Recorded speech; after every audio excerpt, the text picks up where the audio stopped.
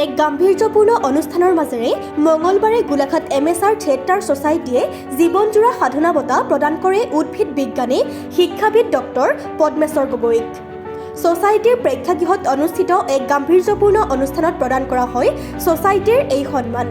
বঁটা প্ৰদান অনুষ্ঠানত গোলাঘাটৰ বিশিষ্ট ব্যক্তিসকলৰ উপৰিও বিভিন্ন দল সংগঠন উপস্থিত থাকে।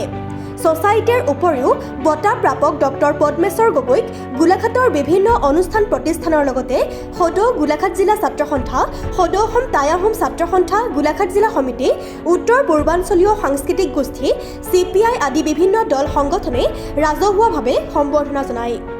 উক্ত সম্বৰ্ধনা অনুষ্ঠানৰ পিছতে ডক্টৰ গগৈৰ সৈতে এক অন্তৰংগ আলাপৰো অনুষ্ঠান অনুষ্ঠিত হয়। ভগ্ন স্বাস্থ্যটো লৈ মই সুধি আহিলোঁ।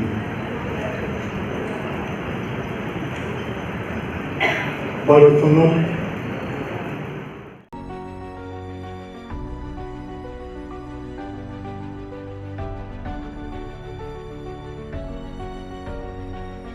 উল্লেখ্য যে প্ৰতিবৰ্ষত ছ'চাইটিয়ে সমাজ জীৱনলৈ অনবদ্য অৱদান আগবঢ়াই অহা একোগৰাকীকৈ ব্যক্তিক জীৱনজোৰা সাধনা বঁটা প্ৰদান কৰি আহিছে।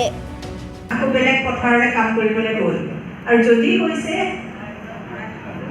নেটফিট কাম কৰাৰ পাছত ছাৰ পুনৰ গোলাঘাটলৈ ঘূৰি আহিলে নে বেলেগ ফিল্ডত কাম কৰিবলৈ গ'ল, আৰু সেইখিনিৰ পৰা আমাৰ গোলাঘাটীয়া ৰাইজৰ কৰিলে তাৰ কামখিনিৰ জৰিয়তে কাৰোবাক উপকৃত কৰিব পাৰিলে নাই?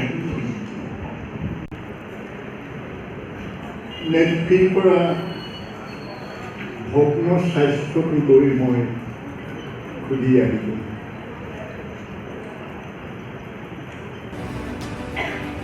চনত